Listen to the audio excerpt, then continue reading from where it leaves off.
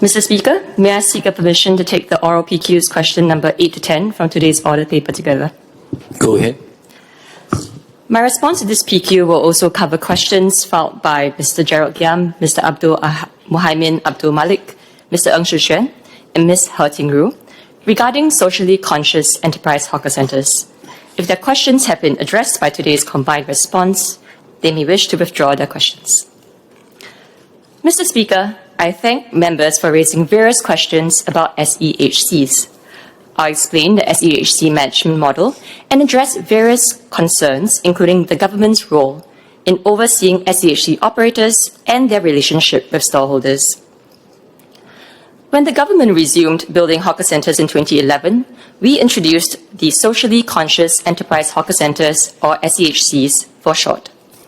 This is to harness the experience and expertise of food and beverage industry players to bring fresh perspectives and best practices to hawker centre management, active placemaking, and meeting residents' need for accessibility to affordable food options across all 3 meals. The Environment Agency, NEA, maintains oversight over operators who are appointed to maintain and manage SEHCs. Operators must comply with requirements set out by NEA. These requirements strike a balance between ensuring that patrons' needs are adequately served and safeguarding stallholders' well-being. NEA also seeks to provide SEHC operators with sufficient flexibility to allow them to operate SEHCs effectively. To safeguard the interests of stallholders, NEA has, and since 2018, put in place basic guidelines for tenancy agreement terms. For instance, stalls should not be required to open for more than 5 days per week and no more than 8 hours a day. And limits are also set on the amounts that operators can charge stallholders for contractual breaches. The key features of NEA's guidelines had been made public during the parliamentary debates in 2018 and 2024. Before stallholders sign these tenancy agreements with an operator, NEA would review the agreements and engage operators to adjust their clauses if necessary. Since 2019, the NEA has kept store rentals to average independently valued rents, as well as discounted rents in the first 2 years of a centre's operation, as we recognize that an SEHC's footfall and operations would require time to build up and stabilize. Beyond these guidelines, operators have the flexibility to state the other terms of their agreements with stallholders based on operational needs. However, these terms must be made upfront by the operators so that hawkers can make an informed decision based on their business preferences and cost considerations. Operators must also explain these terms clearly to stallholders. NEA officers would usually be present at these tenancy agreement signing sessions. After tenancy agreements are signed, operators must not impose any charges that were not specified in the agreements. As tenancy agreements are private arrangements between the operators and stallholders, it would not be appropriate for NEA to mandate public disclosures. Now, some members have asked about affordable meal options.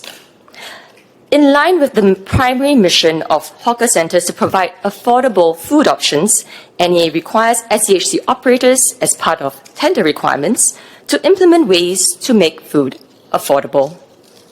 So far, SEHC operators have done so by making at least one value meal available at each stall. Value meals are part of the range of food options afforded by the SEHCs at varied price points. SEHC operators explain the value meal requirement upfront to stallholders when signing the tenancy agreements. Each stallholder then has the flexibility to propose his or her meal item while retaining the prerogative to offer other food options at higher prices. This takes into account their cost and pricing strategies. Operators will also review their value meal prices from time to time and have previously adjusted price upwards based on feedback from stallholders. Importantly, stallholders are not expected to make a loss from selling such value meals, as they should have taken this into consideration when negotiating the rent with operators. Some members have also asked about charitable meal schemes. So far, only Bukit Canberra Hawker Centre has such a scheme. The operator's Pay It Forward initiative was a well-intentioned initiative to give lower-income members of our community some additional support as part of our shared interest to make a hawker centre an inclusive community dining option.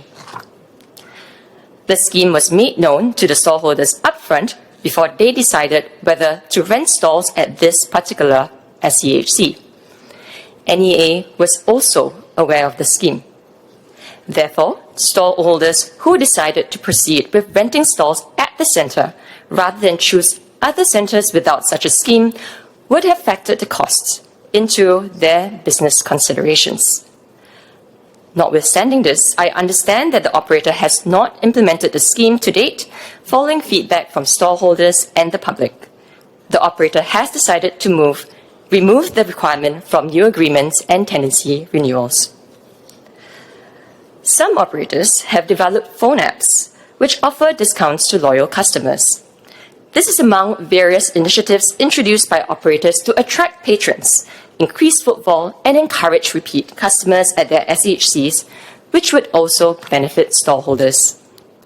SEHC operators bear the cost of developing such apps and conduct marketing and publicity efforts, while stallholders bear a portion of the cost by providing discounts in return for increased sales. This is an example of the partnership and shared efforts of operators and stallholders to make their SEHCs vibrant and successful. SEHC operators are required to conduct quarterly feedback sessions with their stallholders, which are also attended by NEA representatives. This serves as a regular platform for stallholders to provide feedback or ideas on improving the operation of SEHCs or raise any areas of concern. For example, one operator took in feedback about high gas costs and will explore lower cost options after the current gas contract expires. Another operator stepped up checks on the segregation of trays and crockery following feedback from stallholders as well. This consultative approach between operators and stallholders fosters trust and understanding and allows differences to be addressed and SEHC operations to be improved. Mr. Speaker, our SEHCs have been vibrant and have brought many benefits to our community. Satisfaction levels for various aspects of SEHC management have been higher than 80% based on NEA surveys between 2021 and 2024.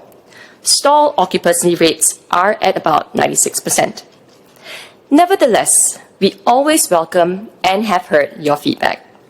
NEA has always sought to strike a balance between safeguarding the interests of both hawkers and patrons, whilst giving SEHC operators sufficient room to set requirements aligned with their business strategies to help their SEHCs thrive and succeed. Moving forward, we will continue to improve the SEHC management model through constructive engagement with stakeholders and continuous refinements to better serve the interests of our community. Mr. Foo Cexiang.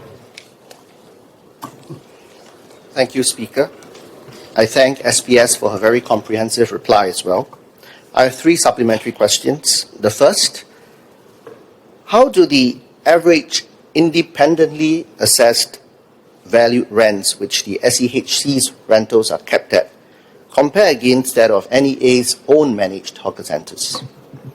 The second, while SPS has mentioned that the intent is that stallholders are not expected to make losses from selling the value meals, has NEA conducted a survey to understand if that is how indeed all hawkers understand the policy intent and have implemented it in such a way?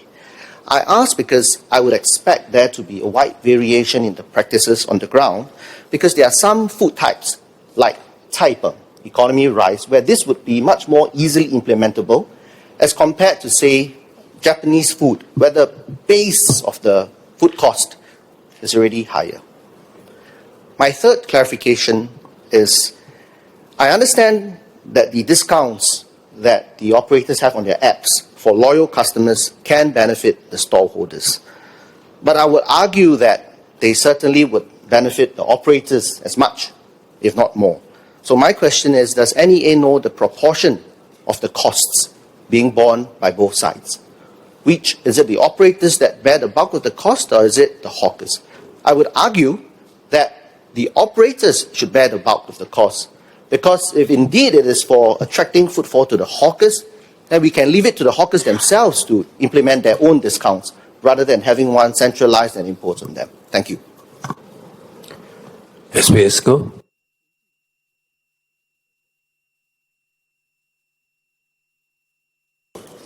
I'd like to thank the member for his questions. So first question, the member shared or asked about the average independently valued rents at the SEHCs. How do they compare with that at NEA managed hawker centres? So I have some figures here. They are generally comparable. In 2024, the median monthly rent at SEHCs compared to non-subsidised stalls at similar NEA managed hawker centres were 1,750, so 1,750 for the former, and 1,450 for the latter. So pretty comparable. However, I would also like to highlight that when we compare rent, it should also not be based on absolute rent, because we have to consider stall sizes and amenities in the centre. Those who have been to SEHCs would recognise that the stall sizes there are slightly bigger, and also there are other amenities that the stallholders would benefit from. The second question that the member asked was about whether NEA has conducted a survey to understand how hawkers have understood the requirements and implemented the value meal requirement. So to talk you through the process of how hawkers are made known and how they implement the value meal requirement. So first, these terms are made clear upfront by the operators prior to signing the tenancy agreements with the stallholders, and they are required to then explain the terms clearly to the stallholders. So the stallholders walk in with their eyes wide open about what's required and what they need to provide for the value meals. Operators then work closely with the stallholders on the provision of these value meals so that they can determine what to sell for these value meals. As the member has suggested, a Thai peng stall will have a very different way of putting together some ingredients to meet the budget meal price, whereas a Japanese stall or a noodle stall would have a different way of putting together a meal that's within this price. I think it's also important for me to highlight that stallholders are not expected to make a loss when selling the value meals. The price is given, and the stall owners then have the flexibility to put together a range of ingredients to meet that price. And that's not the end of the story. From time to time, we understand that prices would increase with inflation and other reasons. Operators have also then reviewed these value meal prices and adjusted accordingly based on feedback from the stallholders. So I'll say that it's an ongoing process, and the stallholders are continuously engaged to ensure that they understand and implement these value meal requirements properly. Now, for the last question that the member raised about the proportionate contribution between stallholders as well as the operators. So I'm glad that the member has also pointed out that a loyalty program pretty much benefits all parties in this situation. It benefits the stallholders because of increased footfall, operators stand to gain as well, and of course patrons stand to benefit from these discounts. The discounts are then borne by stallholders at the store level, and this will help to attract returning customers. Operators then invest in centralized systems, so in all the cases that we have seen across SEHCs that have operated such programs, the operator are the ones that develop and maintain these apps and publicity efforts. Because these apps and different publicity efforts vary from location to location, the cost then varies across centres, but what's clear is that these are not passed on to the stallholders. These are done and extracted from the 50% of operating surplus that we require SEHC operators to plough back into the centre. I would also like to highlight that beyond developing these apps, there are other ways that our operators have also drove traffic to centres, which I think we can agree could be very costly undertakings, such as shuttle buses, organising festive events, fringe events, so on and so forth. Thank you. Mr. Louis Chua.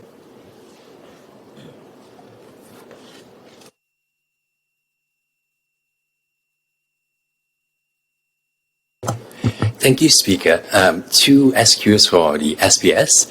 The first is in relation to the paid forward free meals. Can I understand that the NEA was actually aware of the contractual obligation of this, especially given that the operators would also have explained this to the hawkers themselves?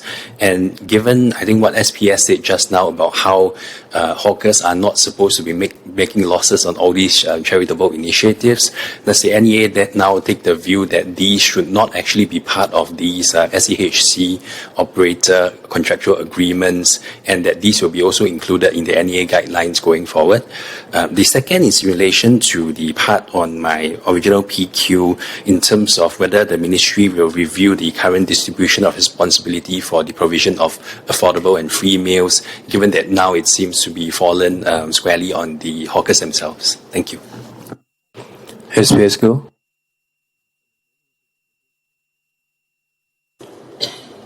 So the member asked two questions. I'll answer the first part of the first question squarely, and then I'll combine my answer to the first and the second question. So the first part of the first question, was NEA aware? I mentioned in my reply just now, NEA was aware of the Pay It Forward program and the requirement that was put into the tenancy agreement. So to explain, for tenancy agreements, NEA has specific guidelines that were shared in previous parliamentary debates. I mentioned examples of working hours as well as liquidated damages and a cap to those amounts. Beyond these hard guidelines, NEA does provide flexibility for operators to then commercially decide, together with the stallholders, on what might be the most appropriate other conditions to build in that recognize location and center-specific differences. So we'll safeguard a certain set of guidelines, and everything else, there is flexibility for operators to decide on that to stallholders. Now, what's important to us is that these are made clear and agreed upon with stall owners when tenancy agreements are signed, because that is where stallholders should also have the responsibility and the ability, frankly, to then agree to these things, calculated as part of their business decisions when deciding to locate their business in the SEHC versus other SEHCs or NEA hawker centres. So NEA was aware. Now, the point about charitable initiatives and hawkers not expecting to make a loss, I would like to first differentiate. There are the value meal requirements, which are your lower cost items, generally between $3 to $360 per meal, versus the Pay It Forward initiative. So these are two very separate concepts. For the value meal requirement, that is where we say that hawkers are not expected to make a loss. I give you a price, $3 or to $360, and then you figure out how to meet that within the cost of your ingredients so that you're not making a loss. So that, my comment was related to the first concept. The second concept on Pay It Forward, that is where, because the stallholders then discuss that together with the operator, it's within the stallholders' consideration set as well, how they would then meet that. If they say they're able to, that is their business decision, and I assume that includes, or that accounts for their pricing and their marketing strategies as well. So I thought to make it very clear that these are two very different concepts. To your question, to the member's question about the distribution of responsibilities for providing low-cost nutrition meals, and whether that is entirely fallen on the hawker itself, and whether we should review the spread of responsibility. I think we should recognize that the value meal requirement, number one, again, to reiterate that hawkers are not expected to make a loss. An additional point is that today value meals account for 5 to 20% of the number of meals a hawker sells. Okay, so the hawkers themselves, this is not expected to result in any business losses. So then that's number one. And this should also then be seen in the context of what the other parties in the system are supporting hawkers with as well. So as I mentioned earlier, operators, for instance, are expected to plow back 50% of operating surpluses to conduct activities that drive traffic to the centre, and that benefits the hawkers. And now the government steps in as well. The cost of constructing and maintaining a hawker centre We all know it's in the millions, and that is something that the government does not recover from the operator and the stallholders as well. So in fact, there's the value meal requirement, but there's also the context in which we are supporting hawkers that we should also recognize that other parties have provided support for our hawkers too. Yeah. Mr. Gerald Giam.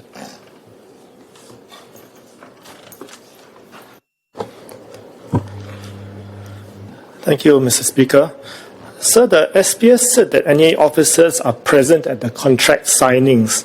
Does NEA have the power to veto specific clauses, specifically those regarding the turnover-based rent, mandatory supplier use, or punitive fees? And secondly, I want to come back to the point that SPS has addressed just now about the value-based meals. The SPS said that the hawkers are not expected to make a loss selling the value meals. But the SPS went on to say that the provision of the value meals is a shared responsibility, and pointed out the government already heavily subsidizes the construction and running of the hawker centres. However, given that hawkers are often low-income earners, why should individual hawkers have to bear any of the cost of a social program like the provision of a value meal? Shouldn't the cost of this be socialized? SPS Go.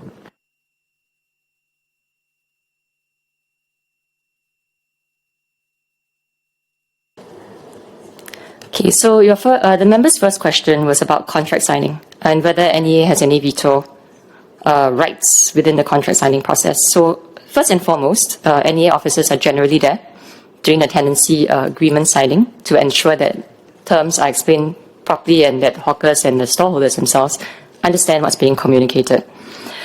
NEA would step in. Number one, I mentioned earlier on when the guidelines that we put up, the few guidelines that we think are no-nos. So we will step in if those are being infringed. And the other points that we may come in is when we believe that some of the conditions might be too one-sided or overly legalistic. Right? So in certain cases, when we see that there may be hidden costs, we would then step in. So certainly there is space for us to come in to do that. But more often than not, I think it's reasonable for us to leave some flexibility, because if the stallholders are there and it's understood and it's clearly explained to them, then the conditions and terms would be inside the contract. The other question is, why should hawkers have to bear any of the costs? I suppose my question back is, what is the cost that the member is referring to? Because over here we're saying that value meal items, it should be a price point, and then the hawkers themselves would sell a meal that's at that price point within a suite of food options that could be at different prices. So you have one at $3 or $3.50, and then you have the ability to sell other meal items at various price points depending on your business strategy. We are not asking the hawkers themselves to dish out a subsidy for these budget meal items. We are asking them to come up with an item on that menu. And so the cost in this case is, it's not as direct as the member has said in terms of us forcing the hawker to provide a certain subsidy upfront.